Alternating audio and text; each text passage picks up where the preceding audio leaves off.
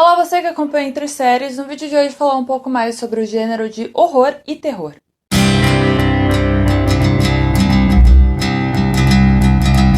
Antes, é claro, eu peço aqui para você curtir e compartilhar o vídeo. Também se inscrever no canal caso você não seja inscrito, ative o sininho para receber os vídeos que são postados por aqui. Peço também para você curtir e compartilhar e seguir as redes sociais e o site que estão todos linkados na descrição, que é por lá que você recebe mesmo as principais notícias do mundo da TV, do cinema, música, games, vitrine, tem espaço para literatura e também muito mais do que acontece no mundo da cultura pop. Nessa primeira parte eu vou acabar falando um pouco sobre o horror regional e como ele se difere de alguns lugares, né, e como essas produções acontecem. E também vou falar sobre alguns outros subgêneros que eu acabei não abordando no vídeo anterior. Lembrando também que esse mês eu vou trazer bastante vídeo envolvendo a temática, né, esse cenário do mês de outubro que tem relação com o Halloween, Dia do Saci, né, e todas essas temáticas. Por um lado, eu gostar bastante de alguns desses projetos e outro também para alimentar, obviamente, esse mês, essa data, essas comemorações que acabam acontecendo ao longo do mês de outubro. E também é importante notar que eu não achei muitas informações envolvendo o gênero de horror dentro do continente africano. Ah, mas isso não significa que não exista lá, obviamente, o gênero de horror, só que ele é abordado de uma outra maneira que ainda não foi, pelo que eu consegui ver, né, pelo que eu consegui pesquisar, ainda está dando os primeiros passos, tem muitas coisas envolvendo, obviamente, a cultura local, a cultura, as próprias regiões, né? A Nigéria é uma das maiores exportadoras de filmes atualmente, então ela tem muitos filmes envolvendo, obviamente, também o gênero, mas ainda eles não são tão conhecidos mundialmente, eles não são exportados mundialmente, o que talvez seja um grande problema da parte do exterior para dentro da África, né? E eu vou abordar aqui as outras regiões, tentando trazer um pouco mais sobre elas, né? Tentando abordar aqui o que elas acabam sendo o que acabam diferenciando elas do comum, que é o de Hollywood. Vou começar falando sobre um dos mercados mais expoentes do momento, que é o da Ásia. A Ásia ela apresenta, principalmente no horror, né, uma alta concentração do seu folclore, principalmente folclores locais, e tem uma aceitação muito grande dentro dessas narrativas das forças sobrenaturais e suas invasões e tudo mais. E muitos desses projetos, por se tratar de culturas milenares, né, de milênios e tudo mais, elas acabam tendo raízes muito nas tradições animistas, né, com as questões dos animais, panteístas de várias religiões, várias crenças, e também as kármicas, né, envolvendo o karma. E é importante sempre notar que, apesar de estar um boom de produções asiáticas, né, principalmente sul-coreanas, dentro dos outros mercados, né, esse tipo de produção acontece desde sempre dentro das indústrias locais da Ásia. Eu acredito, falando na Coreia do Sul, um dos destaques, obviamente, é a Invasão do Bi, que foi lançado em 2016 e tem um grande público, teve uma grande aceitação de público dentro e fora do país.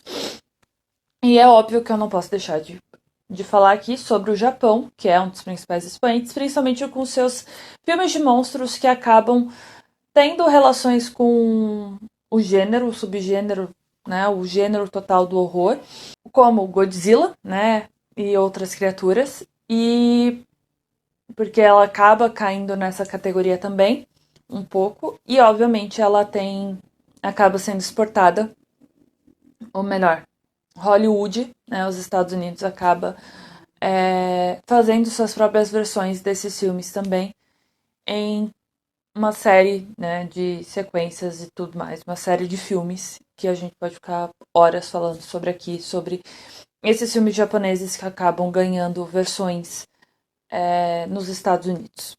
Indo para o hemisfério sul, acabar falando agora da Oceania, mais precisamente sobre a Austrália, porque a Nova Zelândia ela tem uma relação com o horror, mas ela está muito mais ligada a um pouco mais teor cômico, principalmente no que acaba ganhando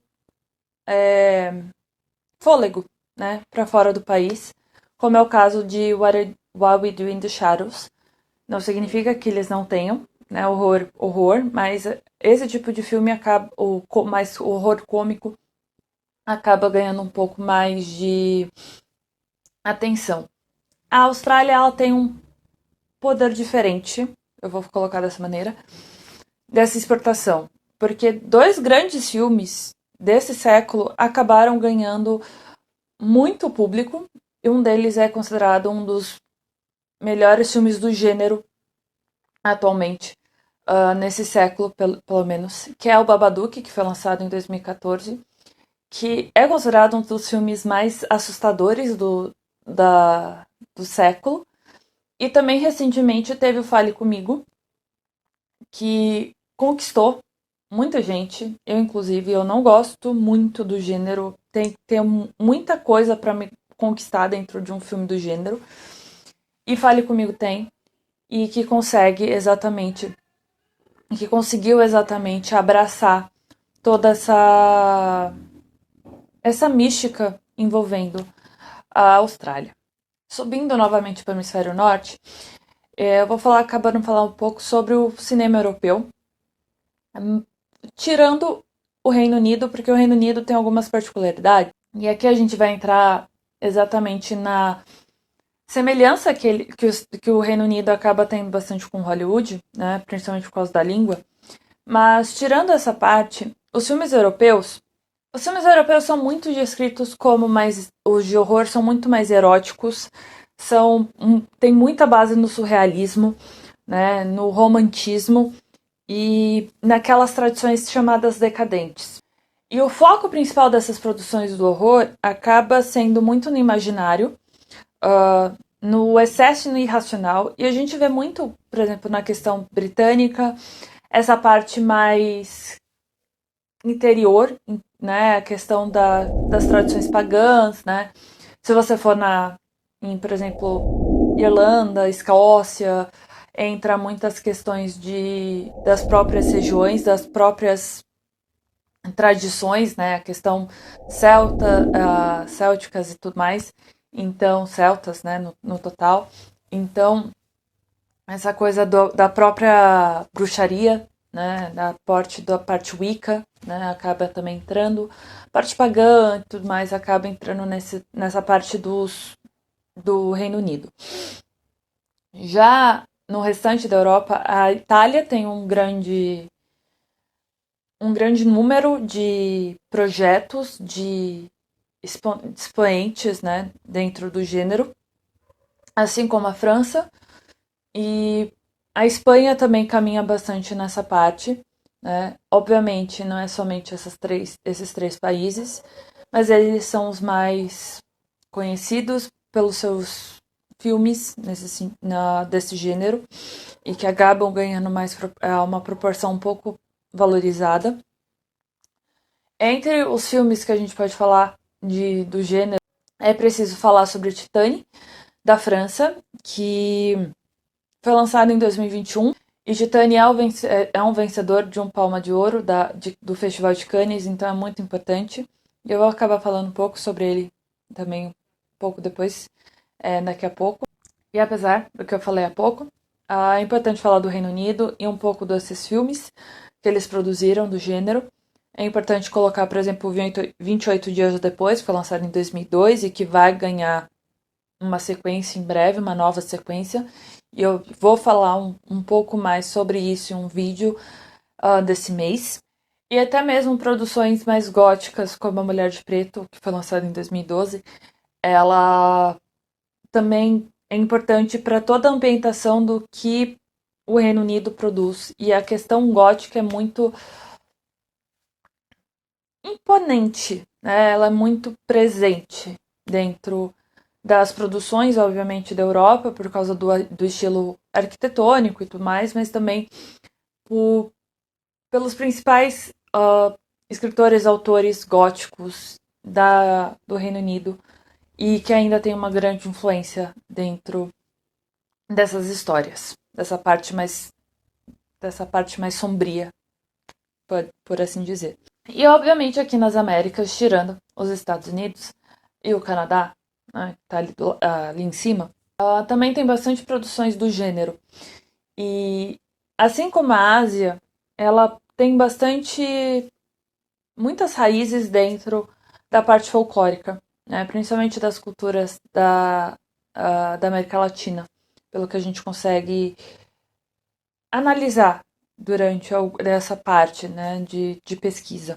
O México, por exemplo, traz isso bastante nas suas tradições. As suas tradições acabam ganhando muito destaque dentro das produções. E, obviamente, perto do seu folclore, como a Chorona e tudo mais, ela acaba fazendo parte dessa mística, né? Dessa parte mais próxima do que a gente conhece também das nossas próprias lendas. Importante notar também que o Guilherme Del Toro, por exemplo, começou a sua carreira dentro desse gênero. Obviamente, ele ainda é conhecido pelo gênero, mas no México, no seu país natal, com Dona Lupe, de 1982, e Geometria, de 1987. E o Brasil, ele está cada vez mais, eu acredito, trazendo o horror, né?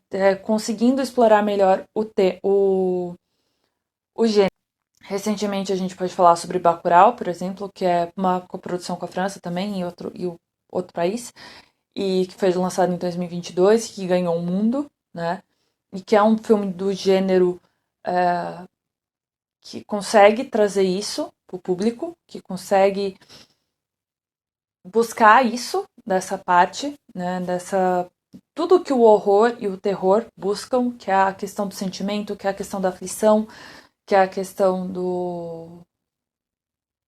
da tensão ali dentro.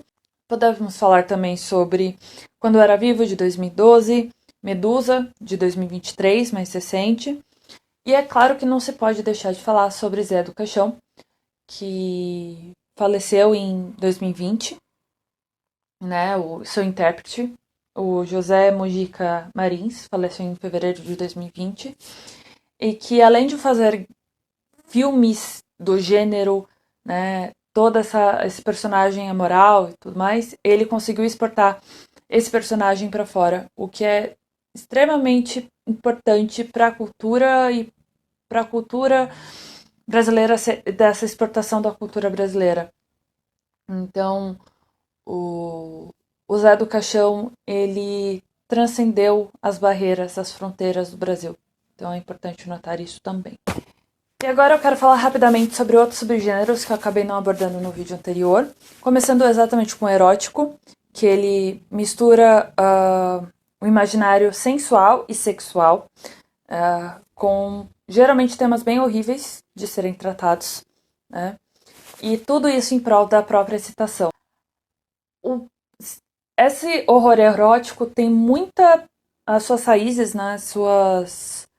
As suas influências estão dentro do cinema francês e também parte do cinema norte-americano, do cinema estadunidense.